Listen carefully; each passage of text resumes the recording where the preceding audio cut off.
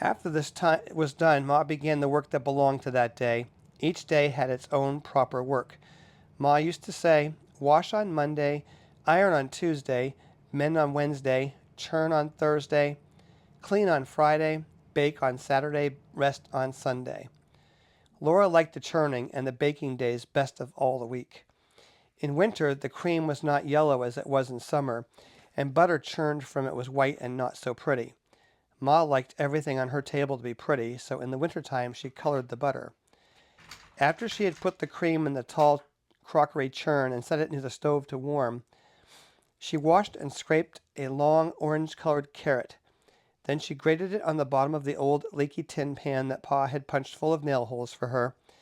Ma rubbed the carrot across the roughness until she had rubbed it all through the holes, and when she lifted up the pan, there was a soft, juicy mound of grated carrot. So she put this in a little pan of milk on the stove, and when the milk was hot, she poured milk and carrot into a cloth bag. Then she squeezed the bright yellow milk into the churn where it colored all the cream. Now the butter would be yellow. Laura and Mary were allowed to eat the carrot after the milk had been squeezed out. Mary thought she ought to have the larger share because she was older, and Laura thought she should have it because she was littler. But Mom said they must divide it evenly. It was very good. When the cream was ready, Ma scalded the long wooden churn dash, put it in the churn, and dropped the wooden churn cover over it. The churn cover had a little round hole in the middle, and Ma moved the dash up and down through the hole. She churned for a long time. Mary could sometimes churn while Ma rested, but the dash was too heavy for Laura. At first, the splashes of cream showed thick and smooth around the little hole. After a long time, they began to look grainy. Then Ma churned more slowly, and on the dash there began to appear tiny grains of yellow butter. There's a picture of the churning process there. Looks like a lot of work. When Ma took off the churn cover, there was the butter in a golden lump, drowning in the buttermilk. Then Ma took out the lump with a wooden paddle into a wooden bowl, and she washed it many times in cold water, turning it over and over, working it with the paddle until the water ran clear. After that, she salted it. Now came the best part of the churning. Ma molded the butter. On the loose bottom of the wooden butter mold was carved the picture of a strawberry with two strawberry leaves. With the paddle, Ma packed butter tightly into the mold until it was full. Then she turned it upside down over a plate and pushed on the handle of the loose bottom. The little firm pat of golden butter came out with the strawberry and its leaves molded on top. Laura and Mary watched breathless, one on each side of Ma, while the golden little butter pats, each with its strawberry on the top, dropped onto the plate as Ma put all the butter through the mold. Then Ma gave each of them a drink of good, fresh buttermilk. On Saturdays, when Ma made the bread, they each had a little piece of dough to make into a little loaf.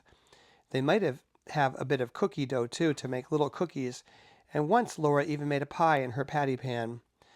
After the day's work was done, Ma sometimes cut paper dolls for them. She cut the dolls out of stiff white paper and drew the faces with a pencil. Then, from bits of colored paper, she cut dresses and hats, ribbons and laces, so that Laura and Mary could dress their dolls beautifully. But the best time of all was at night when Pa came home. He would come in from his tramping through the snowy woods with tiny icicles hanging on the ends of his mustaches. He would hang his gun on the wall over the door, throw off his fur cap and coat and mittens, and call, "Where's my little half pint of sweet cider half drunk up?" That was Laura because she was so small. Laura and Mary would run to climb on his knees and sit there while he warmed himself by the fire. Then he would put on his coat and cap and mittens again and go out to do the chores and bring in plenty of wood for the fire. Sometimes, when Pa had walked his trap lines quickly because the traps were empty, or when he had got some game sooner than usual, he would come home early. Then he would have time to play with Laura and Mary. One game they loved was called Mad Dog. Pa would run his fingers through his thick brown hair, standing it all up on one end. Then he dropped on all fours and growling, he chased Laura and Mary all around the room, trying to get them cornered where they couldn't get away. They were quick at dodging and running, but once he caught them against the wood box behind the stove, they couldn't get past Pa, and there was no other way out. Then Pa growled so terribly. His hair was so wild and his eyes were so fierce that it all seemed real. Mary was so frightened that she couldn't move. But as Pa came closer, Laura screamed, and with a wild leap and a scramble, she went over the woodbox, dragging Mary with her. Then there was no mad dog at all. There was only Pa, standing there with his blue eyes shining, looking at Laura. Well, he said to her, you're only a little half pint of cider, half drunk up, but by jinks, you're as strong as a little French horse. You shouldn't frighten the children so, Charles, Ma said. Look at how big their eyes are. Pa looked, and then he took down his fiddle and began to play and sing. Yankee Doodle went to town. He wore his striped trousies. He swore he couldn't see the town. There were so many houses. Laura and Mary forgot all about the mad dog.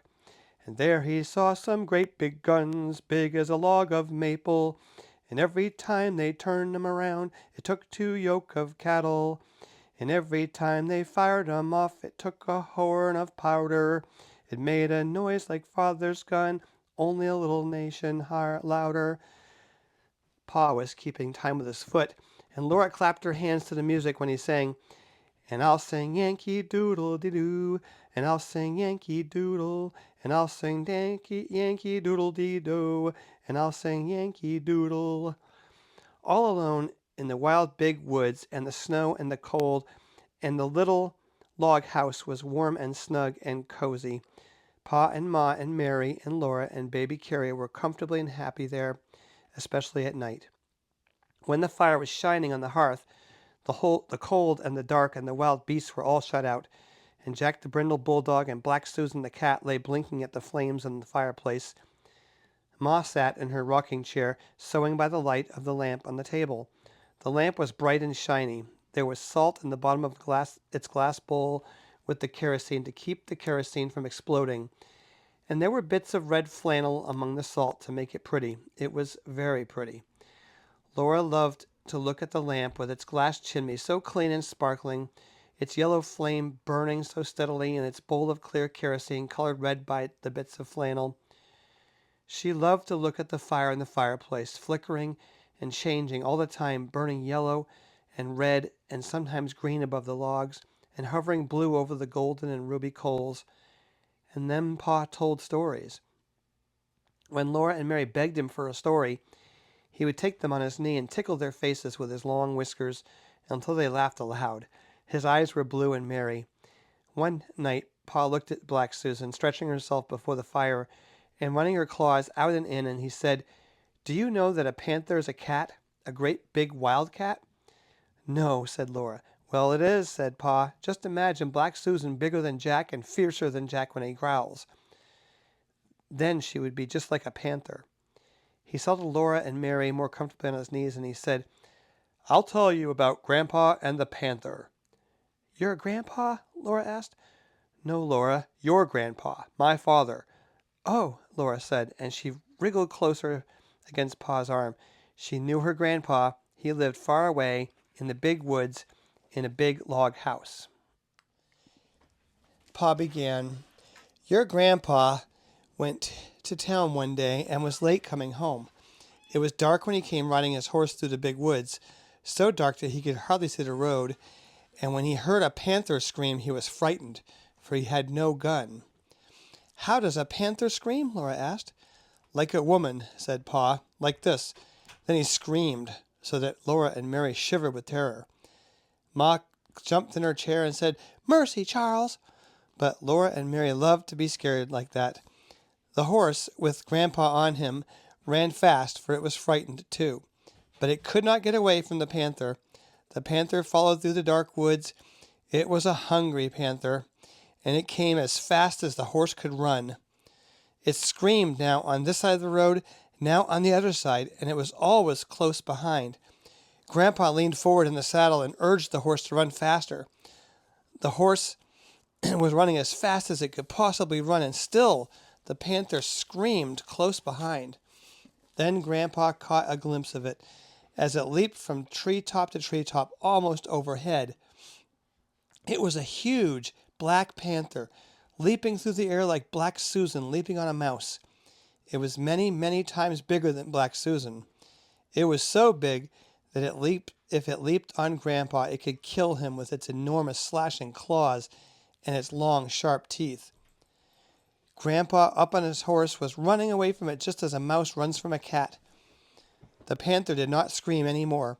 Grandpa did not see it any more, but he knew that it was coming, leaping after him in the dark woods behind him. The horse ran with all its might. At last the horse ran up to Grandpa's house. Grandpa saw the panther springing. Grandpa jumped off the horse against the door. He burst through the door and slammed it behind him. The panther landed on the horse's back just where Grandpa had been. The horse screamed terribly and ran. He was running away into the big woods with the panther riding on his back and ripping his back with its claws. But Grandpa grabbed his gun from the wall and got to the window just in time to shoot the panther dead. Grandpa said he would never again go into the big woods without his gun. When Pa told this story, Laura and Mary shivered and snuggled closer to him. They were safe and snug on his knees with his strong arms around them.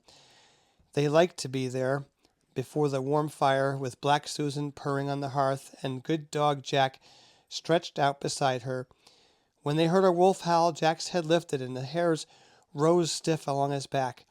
But Laura and Mary listened to that lonely sound in the dark and the cold of the big woods, and they were not afraid. They were cozy and comfortable in their little house made of logs, with the snow drifting around it and the wind crying because it could not get in by the fire. And that's the end of chapter 2.